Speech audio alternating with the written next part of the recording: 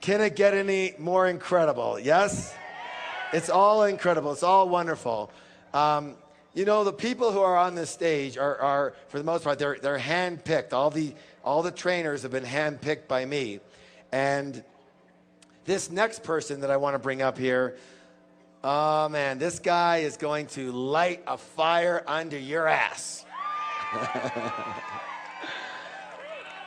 This guy can resonate, all right? He can bring the house, all of it. He is a renowned professional speaker, an author, television personality. He has a high energy message that really has people shake off mediocrity. Shake off what? And live up to their true greatness. And he has been honored with award after award after award after award after award. And he's been touted as one of the world's top 5 speakers by Toastmasters International in all time. Good or good? He was actually awarded an Emmy for one of his recorded speech presentations, and he's become a leading fundraiser with PBS. With who? He is, I said, internationally recognized. He has got successful books all over the place. And one of his books is called Live Your Dreams. His newly released book is called It's Not Over Until You Win. This is a treat.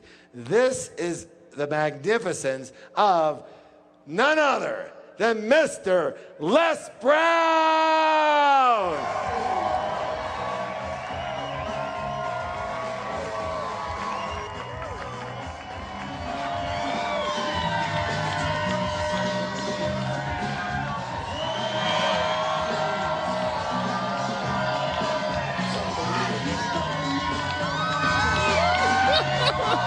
All right, let's get to it. It's so great to be here.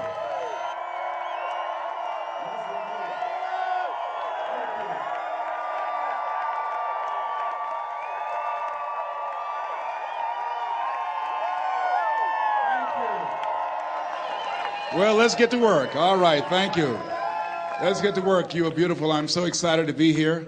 I'm very honored to be invited here by a man that I consider an icon when it comes to personal empowerment, a man who is truly a Renaissance man who's ahead of his time and having the vision and the dream to create a Woodstock of the mind. He's making history. T. Harv Eckert, let's give him a round of applause.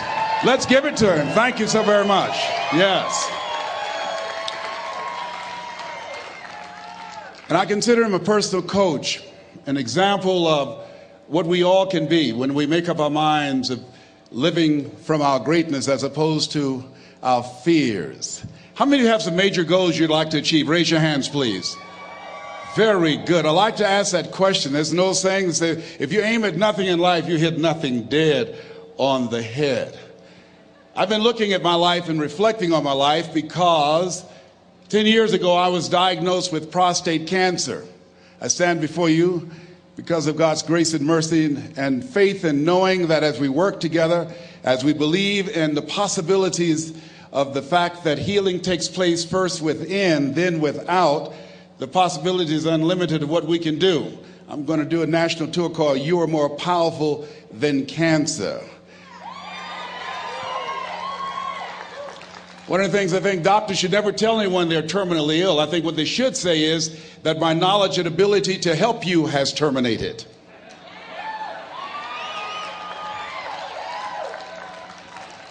My PSA 10 years ago was 110. As I stand before you, it's 270. 1 to 4 men, you know, that's normal. And PSA stands for prostate specific antigen, but to me, PSA stands for positively staying alive. I was reflecting on my life during the time when I received 238 radiation seed implants. And as I looked at my life, I asked myself a question. And I want to ask you a question.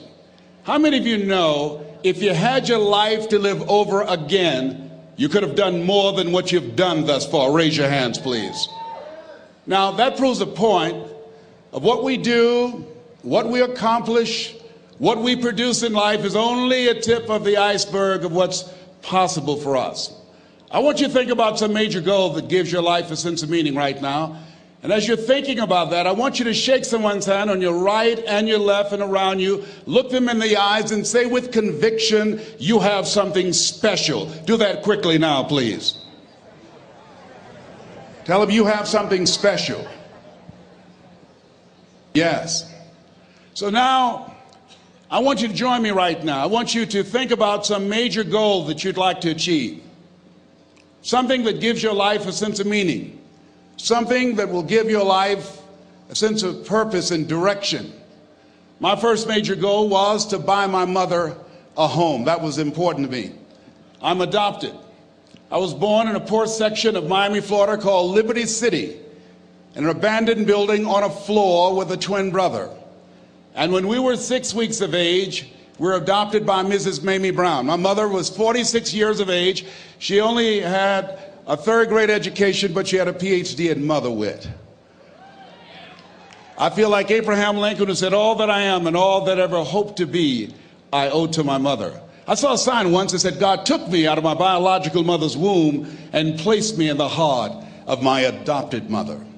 So my goal and dream was to buy my mother a home, to take care of my mother. My mother was a domestic worker on Miami Beach, and she would go to work, and many days she would take us with her. And we ate the food left over from the families that my mother cooked for.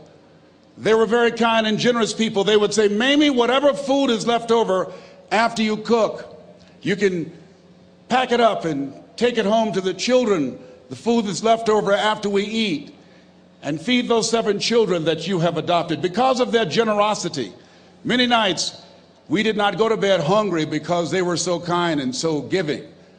We wore the hand-me-down clothes of the children that Mama kept. If they were too small, Mama could sew, she would let them out. If they were too large, she would take them in. And my mother was a great baker. She could bake a cake. She could bake a sweet potato pie so good you couldn't eat it with your shoes on. You had to take your shoes off so you could wiggle your toes. And I used to say, looking at the beautiful mansions that she used to clean, I would say, Mama. She said, what is it, boy? When I become a man, I'm going to buy something like this for you. I'm going to buy you a home one day. She said, oh, Leslie, you don't have to do that. I said, I know, Mama, but I want to. I'm going to one day. And she didn't know, and she was curious, where was I getting those thoughts from? I used to work and take care of Mr. Sidursky. He was a very demanding man, very meticulous guy. He would say, Leslie, I said, yes, sir, come here. Yes, sir, you did not clean this ashtray. I'm sorry, sir, I do apologize. And I'd clean the ashtray. And look at this dust here. Look at this dust. I'm sorry, sir. Now, what Mr. Sidursky did not know was that I deliberately didn't clean certain things because I wanted him to call me into his office. Because when he was in his office, he would listen to motivational messages by a guy by the name of Earl Nightingale. It's a series called The Strangest Secret in the World. We become what we think about. All of us are self-made, but only the successful will admit it. And as I heard those words, they began to program my mind and began to affect my thinking, and it changed how I saw myself. And my vision of myself began to expand. Listening to Bob Proctor talking earlier about awareness and how important it is, he most certainly is right, because I had the awareness at that point in time, as a result of being exposed to those messages, that I could do more than I was now experiencing.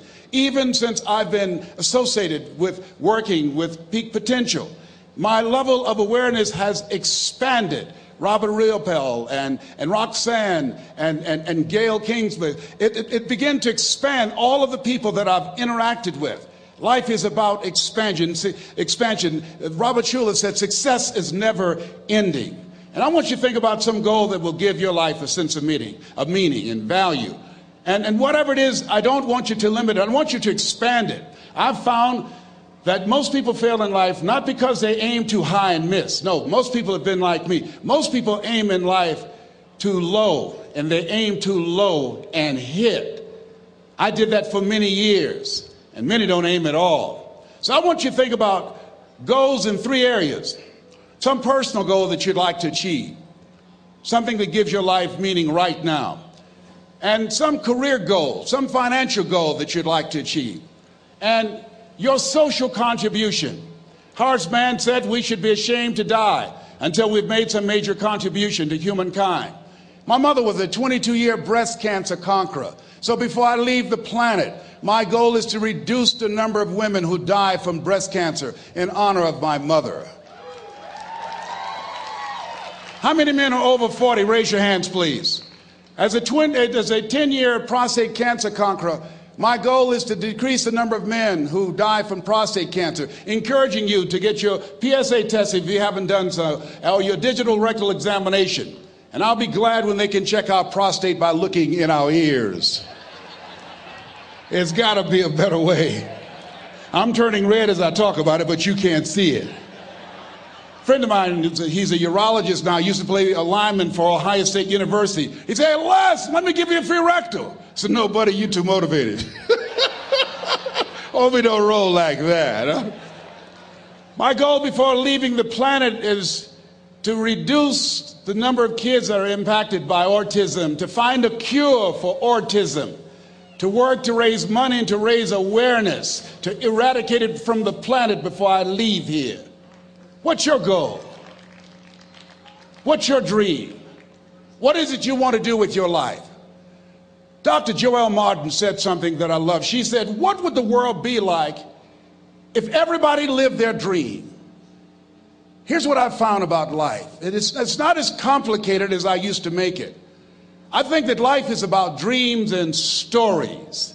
Everything that exists, the world at one time was barren, but everything that exists, hotels, planes, they weren't here. Everything that we see every day, computers, all of the things that we see, someone had a dream. Someone had a dream of a person standing on stage and their voice being amplified so they don't have to scream and yell and can be heard by thousands. Someone had that dream of how to transport us from one place to the other quickly and safely. The clothes you have on, where you're now seated, all came out of somebody's dream, the world's greatest achievement. What is your dream? I said that you have something special. I didn't say that just to be kind. I said it because it's true. You are God's chosen vessel. You were chosen, 1 out of 400 million sperm. You have something in you that when you were chosen, when you showed up, there's something in you that if you don't do it, all of us will suffer. Repeat after me, please. Live full. Die empty. Let's say it again. Live full. Die empty. Dr. Howard Thurman, one of the mentors of Dr. Martin Luther King Jr. and Albert Schweitzer and Mahatma Gandhi, he was a very brilliant writer. He wrote some things that really grabbed me. He wrote, "Deep is the hunger, the voice of the genuine, the centering moment." During the time after receiving 238 radiation seed implants, I was reflecting on his words, and these words kept me up that night. He said, "The ideal situation for a man or woman to die is to have family members praying with them as they cross over." He said, "But imagine, if you will, being on your deathbed and standing around your bed, the ghost of the dreams, the ideas, the abilities, the talents given to you by life, and that you, for whatever reason, you never went after that dream. You never acted on those ideas. You never used those talents. You never used those gifts. And there they are standing around your bed looking at you with large angry eyes saying, 'We came to you and only you could have given us life. And now we must die with you forever.'" And the question is, if you died today, what dreams, what ideas, what talents, what books, what music, what leadership, what voice will die with you? Miles Monroe, great orator and speaker, said the wealthiest place on the planet, it's not in the Far East where there's oil in the ground. It's not in South Africa where there are diamond mines. He said the wealthiest place on the planet is the cemetery. Because there you'll find greatness that we've never seen. There you'll find talent and genius and potential never actualized. Perhaps that's why Henry David Thoreau wrote the words, "Oh God, to reach the point of death, only to realize that you've never lived." Maybe that's why some unknown writer wrote the words, "What if you live your whole life only to discover that it was wrong? That it was wrong. That you were chosen to do something else and you didn't do it." Repeat after me, please. Live full. Die empty. I want you to take some notes and some things, and I want you to think about your goals and dreams in the three categories that I mentioned: personal, professional, and your social contribution. How many of you are serious about your goals and dreams? Raise your hands, please. Thank you very much. How many of you don't want to take your dreams to your grave with you? Raise your hands, please. Very good. Shake someone's hand on your right and left. Look them in the eyes and say, "Get out of your head and step into your greatness." Do that right now, please. Say, "Get out of your head and step into your greatness." I want you to write this down. Let us say together, as you think about your goals and dreams, let us say together, "It's possible," together, please. Yes, write that down. See, ladies and gentlemen, as an entrepreneur, I've been an entrepreneur for 20 years. It's my 21st year. I could have been speaking and training for 34 years. But for 14 years, I was living in my head. For 14 years, I stopped myself. For 14 years, I used to go see Zig Ziglar, that I considered the #1 motivational speaker on the planet. Zig Ziglar and Tony Robbins, they're the best on the planet. Bob Proctor, they're the best on the planet. Jack Canfield, Mark Victor Hansen, T. Harv Eker. I would go and see them, and then I would leave, and my conversation with myself was, my heart would say, "I can do that." And then my mind would ask, how? How would you do that, Les Brown? See, when I was in the 5th grade, I was identified as EMR, labeled educable mentally retarded, put back from the 5th grade to the 4th grade. I failed again when I was in the 8th grade. I have no college training. And a man changed my life, and I'll never forget his name, Mr. Leroy Washington. He's in his 80s now, and he's blind from glaucoma, but he gave me a different vision of myself. I was in his class waiting on another student. He came in and said, "Young man, go to the board and work this problem out for me." I said, "Oh, sir, I can't do that." He said, "Why not?" I said, I'm not one of your students." He said, "Look at me." "Yes, sir. Go to the board and work the problem out anyhow." I said, "Sir, I can't do that." He said, "Why?"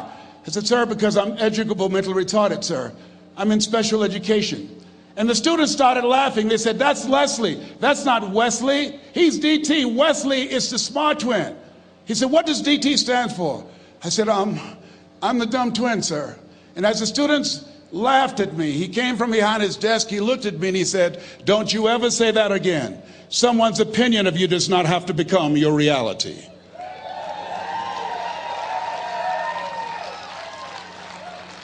On one hand, I was humiliated, but on the other hand, I was liberated, because he looked at me with the eyes of Goethe, who said, "Look at a man the way that he is, he only becomes worse. But look at him as if he were what he could be, then he becomes what he should be." And so we developed a relationship. And one of the things that I can just tell you as you think about your goals and dreams, all of us can say in a spirit of integrity that it's possible. That if anybody at any point in time lived their dream, then it's possible that I can live mine. And what I did was, I made a mistake. I looked at my goals and dreams, and my mind said, "How will you do that?" I went from my heart to my mind, and I stayed up there for 14 years. 14 years. I can't bring those 14 years back. Those years are gone. And I've made a mission in my life to help people to stop putting it off and procrastinating. How many ever thought about something you wanted to do and you procrastinated, you talked yourself out of it? Raise your hand, please. There's a proverb that says, if there's no enemy within, the enemy outside can do us no harm. And so, as you look at your goals and dreams, every day we must convince ourselves, we must sell ourselves on that it's possible. Every seminar, every workshop, every book that I've ever read, every speaker that I've ever heard, it interrupted what I was believing about myself. Everything that you do, everything matters. As you go through each day, I know now as I look back at age 63, looking at my life, everything matters. T. Harv is right. How you do anything is how you do everything. And I realized that the choices I was making was based upon how I saw myself. Let us say together, it's necessary.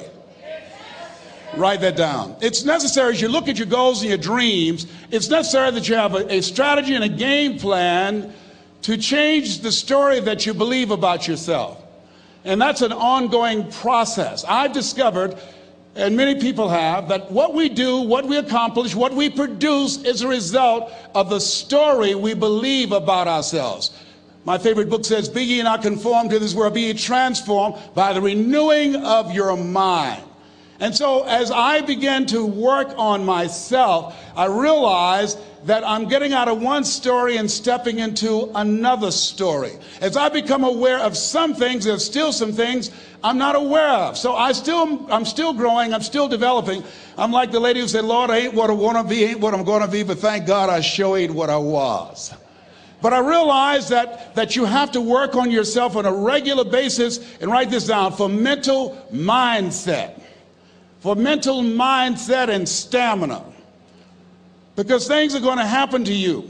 I believe that the reason that most people go to their graves with their talents and abilities and skills in them is because of the fact, number one, many are like me. They didn't know that they didn't know and thought they knew. I thought I knew myself, and I really didn't know myself as well as I thought. I've discovered that sometimes people can take you to a place within yourself that you can't go by yourself. The other reason is I was afraid. I never worked for a major corporation. I wanted to speak for corporations. I was afraid I would be exposed because I don't have a college education. I felt inferior because of the fact that I don't have a college education. I allowed that level of fear of failure to stop me. And because I never had any experience in it, I assumed that I could not do it. I was paralyzing myself by believing and assuming the limited part of myself as opposed to believing that I had something special. You have something special. There's something you want to do. Because you don't know how to do it doesn't mean that you can't learn. I like something that I heard. You don't have to be great to get started, but you have to get started to be great. Repeat after me, please. Leap and grow your wings on the way down. See, the people that will live their dreams, the 2% that will do that, these are, and write this down, become a risk taker. They're risk takers. They don't mind failing. They don't mind making mistakes. They're willing to take life on, take life in the collar. This, God said, if you're not willing to risk, you cannot grow. And if you cannot grow, you cannot become your best. And if you cannot become your best, you can't be happy. And if you can't be happy, then what else is there? I like what Helen Keller said. She said, life is short and unpredictable. Eat the dessert first. Here's something else. Write this down. Make it important to become financially independent. You know, people say money won't make you happy, but everybody want to find out for themselves. A friend of mine named Rita Davenport said, money's not important, but it's right up there with oxygen. And let me tell you something, fellas, even if you're as homeless as I am, you got some money, some women will find something cute on you. Oh, he's got eyelashes like Tom Cruise. He's got to walk like Denzel Washington, you know. I used to be so broke I'd walk past a bank and trip the alarm. Creditors would call the house and my children would answer the phone and say, my daddy say he's not home. Repeat after me, please. I'll never be broke again. Never, never, never. Yeah, see, ladies and gentlemen, it makes a difference. The only time I really appreciated having money was when my mother became ill. I was a state legislator in Columbus, Ohio from the 29th House District, Whitehall in the Upper Linden area. And my brother called me and said, Leslie, yes, Mama's been sick and we're going to put her in a nursing home. I said, wait a minute, Wesley, we can't do that. Get Margaret Ann on the phone. She's on the phone. Get Linda and Leonard. They're all here, Leslie. Listen to me. Mama used to work in a nursing home. She said she never wanted to go into one. I promised her when I was 10 that I would take care of her. We would do whatever was necessary to take care of her. He said, we knew you would feel like that. And this is why we did such a thorough job interviewing the various nursing homes. And we have found the one that's ideal, and Mama would love them. I said, hold it, just a minute. She didn't clean their behinds. She took care of us. See, I had a problem. I couldn't understand how one woman, third grade education, 46, domestic worker on Miami Beach, can raise 7 children who couldn't take care of themselves, but 7 children couldn't take care of one woman. I had a problem with that. I had a problem with that. So I resigned from the Ohio legislature and I went back to Miami to take care of Mama. And I'll never forget taking her to Jackson Memorial Hospital. And when we went in, the receptionist said, as she looked at my mother, looked at me, she didn't say, how you doing? Are you uncomfortable? Are you in any pain? My mother at that time, she was in her 70s. The lady just said, what kind of insurance do you have? And I stepped forward and I said, she has Les Brown Unlimited. Give my mother what she needs. I can write a check for her.